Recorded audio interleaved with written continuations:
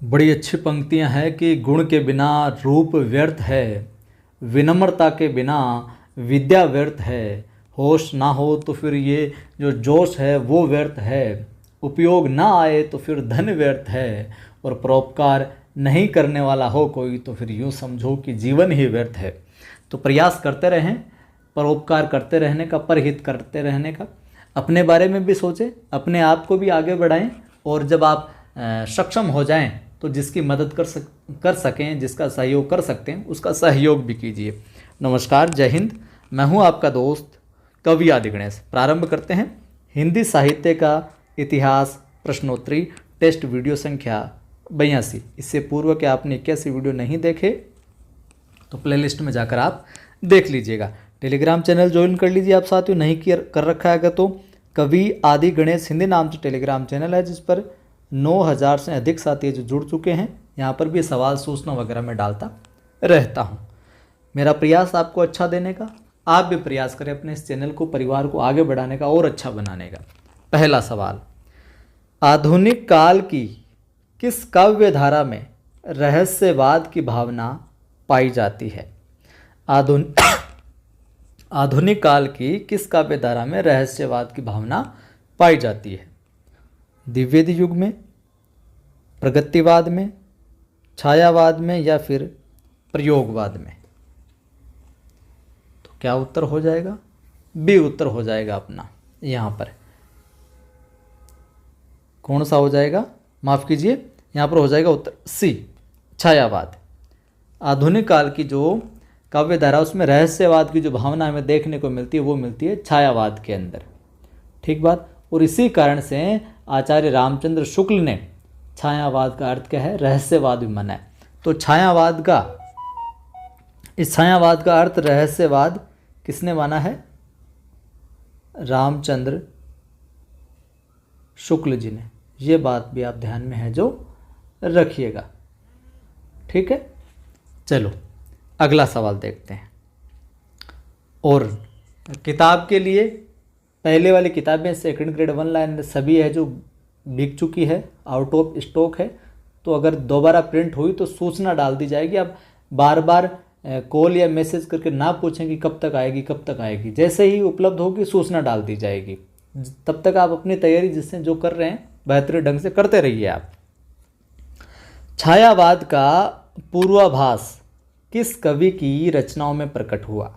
छायावाद का पूर्वाभास, कि पहले आभास हो गया कि छायावाद का इस पे छायावाद की झलक है, किस कवि की रचनाओं में देखने को मिलता है? रूपनारायण पांडे, लोचन प्रसाद पांडे, श्याम नारायण पांडे, या फिर मुकुटधर पांडे? बताएं जी।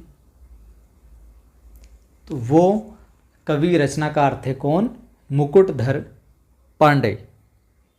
मुकुटधर पांडे जी जो थे, इनकी रचनाओं में छायावाद का पूर्वाभास है जो देखने को मिला। और प्रकृति के उपासक कवि हैं, द्विवेदी युग के हैं। द्विवेदी युग के कवि मुकुटधर पांडे प्रकृति के उपासक कवि हैं। तो ये भी ध्यान में रख लेना। देखिए, जो द्विवेदी युग है, भारतेंदु युग है, छायावादी युग है, इसके कौन कौन से कवि प्रमुख हैं उनको भी आप जरूर याद है जो रख लीजिए। इनके काव्य में हम देखें तो भावात्मकता, रहस्यात्मक, रहस्यानुभूति, इन चीज़ों के दर्शन होते हैं। द्विवेदी युग के जो मुकुटधर पांडे ये सर्वश्रेष्ठ गीतकार भी रहे हैं, और छायावाद का पूर्वाभास इनमें मिलता है। ये ध्यान में रखना आप। चलिए अगला सवाल है, पंत यानी ऋषभ पंत नहीं, सुमित्रानंदन पंत। आपने ऋषभ पंत समझ लो, आज का क्रिकेटर, विकेट कीपर। सुमित्रानंदन सबको पता है, थोड़ा सा हंसी मजाक। पंत को किस काव्य कृति पर ज्ञानपीठ पुरस्कार मिला था?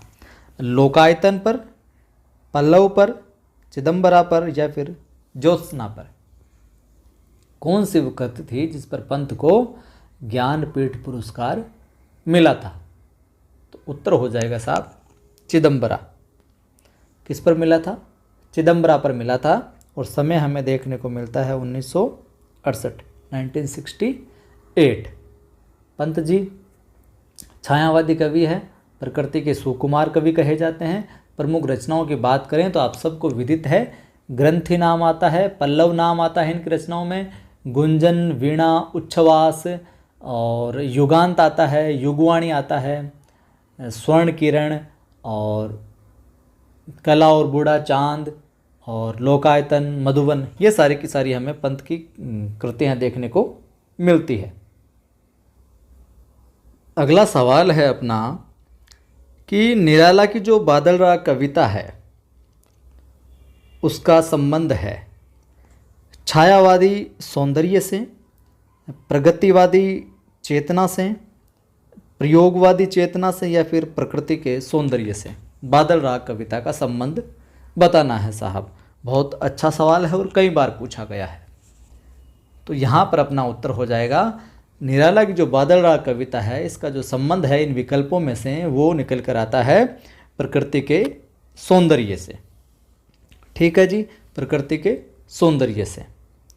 और अगला हम सवाल देखें तो वो है निम्नलिखित में निराला की व्यंग्यपरक कविता कौन से प्रमुख रूप से व्यंग्यपरक कविता कौन सी है। तुलसीदास आएगी इसमें, सरोज स्मृति आएगी, कुकुरमुत्ता आएगी या फिर तोड़ती पत्थर आएगी। कौन सी रचना है जो निराला की प्रमुखतया व्यंग्यपरक कविता है। यहाँ उत्तर हो जाएगा अपना क्या, विकल्प देखकर ही आप अंदाज लगा सकते हो, कुकुरमुत्ता। कौन सी? कुकुरमुत्ता व्यंग्यपरक इनकी कविता है। अन्य रचनाओं की बात करें आप निराला की तो आपने सुन रखा है परिमल, कई बार परीक्षा में आई है। इसके अतिरिक्त अनामिका, परिमल, अनामिका, नए पत्ते, ये पूछे जाती है इसलिए मैं लिखवा रहा हूँ, बाकी तो यहाँ पे लिखी हुई है। और आराधना, एक अर्चना,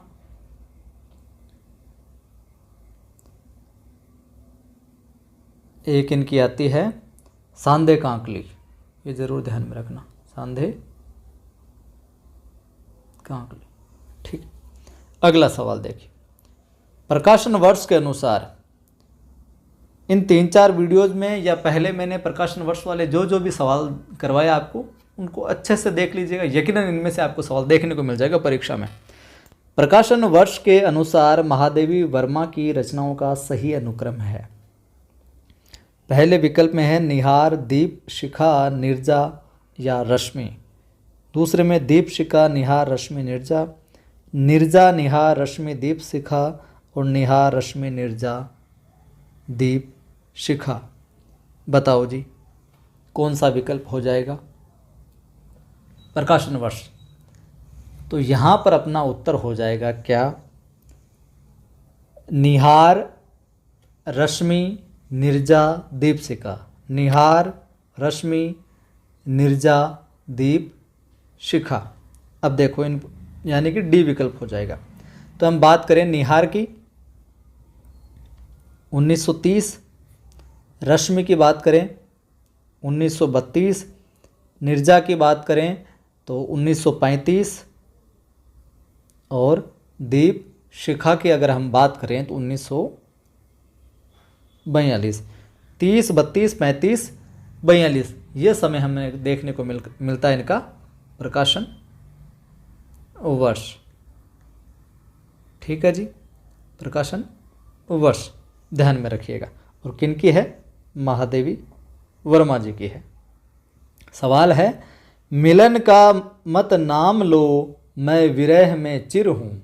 ये पंक्ति किस रचनाकार की है? महादेवी वर्मा की है, सहजोबाई की है, मीराबाई की या फिर सुभद्रा कुमारी चौहान की है? कि मिलन का मत नाम लो मैं विरह में चिर हूँ। उत्तर हो जाएगा महादेवी वर्मा। किसकी है? महादेवी वर्मा की। और इनकी मैं नीर भरी दुख की बदली, ये भी किसी की है? महादेवी वर्मा की है। और ये पंत की आपको पता है, ये वियोगी होगा पहला कवि, आह से उपजा होगा गान, ये भी कई बार पूछी है जो जाती है। सवाल है अगला, हिंदी साहित्य में, आसान सवाल है इसका तो आप उत्तर कमेंट में कर देना खुद ही। हिंदी साहित्य में महाप्राण जो है वो किस कवि के लिए प्रयुक्त होता है? महाप्राण शब्द किस कवि के लिए आता है? तुलसीदास, निराला, जयशंकर प्रसाद या सूरदास? आप कमेंट करके बता दीजिएगा साहब, आसान है ये तो। अगला सवाल है कि इस करुणा कलित हृदय में अब विकल रागिनी बजती, क्यों हाहाकार स्वरों में वेदना असीम गरजती। पंक्तियों के रचनाकार कौन है? पंत, महादेव वर्मा, जयशंकर प्रसाद या फिर सूर्यकांत त्रिपाठी, निराला। और ये जो गीत है, इस करुणा कलित हृदय में अब विकल रागनी बजती, इस प्रकार से तरन्नुम के साथ गाकर मैंने मेरा जो दूसरा चैनल है आदि की आवाज़ नाम से, उस पर भी, जिस पर मैं मोटिवेशनल वीडियो डालता हूँ, उस पर ये गीत है जो मैंने अपलोड कर रखा है बहुत पहले, 1-2 साल पहले गाकर। तो आप सुनना चाहते हैं तो वहाँ पर जाकर सुन लीजिएगा। तो यहाँ पर किसकी है ये पंक्तियाँ, कौन है रचनाकार, बताओ देखें। तो उत्तर हो जाएगा अपना जयशंकर प्रसाद। सी यहाँ पर विकल्प हो जाए, जयशंकर प्रसाद की है ये पंक्तियाँ। सवाल है कि अरविंद दर्शन से बहुत ही प्रभावित थे, इनमें से कौन वो रचनाकार था जो अरविंद दर्शन से बहुत ज़्यादा प्रभावित था? निराला, जयशंकर प्रसाद, सुमित्रा नंदन पंत या फिर महादेवी वर्मा? बताइए कौन था? तो उत्तर होगा अपने सुमित्रा नंदन पंत, सुमित्रा नंदन पंत, ठीक है। और इनका जो संपूर्ण साहित्य वो सत्यम शिवम सुंदरम के आदर्शों से प्रभावित होते हुए भी समय के साथ साथ क्या है, बदलता रहा इनका। शुरुआत की कविता में हम देखें इनकी, पंत की, तो प्रकृति और सौंदर्य का चित्रण देखने को मिलता है। इससे थोड़ा सा एक स्टेप आगे बढ़ते हैं तो फिर इन्होंने छायावाद की जो सूक्ष्म कल्पना है, कोमल जो भावना है, वो देखने को मिलती है। और जो आगे की अंतिम चरण की कविता आती है उसमें प्रगतिवाद और विचारशीलता के बाद की रचनाएं देखने को मिलती है। और बाद में धीरे धीरे अरविंद दर्शन और मानव कल्याण की भावनाओं से ओतप्रोत है जो ये हो जाते हैं। तो ये था आज का वीडियो। कैसे क्या लगे सवाल कमेंट करके बताना। लाइक ज़रूर किया करें, लाइक नहीं करते हैं, लाइक करने का कोई पैसा नहीं लगता आपके।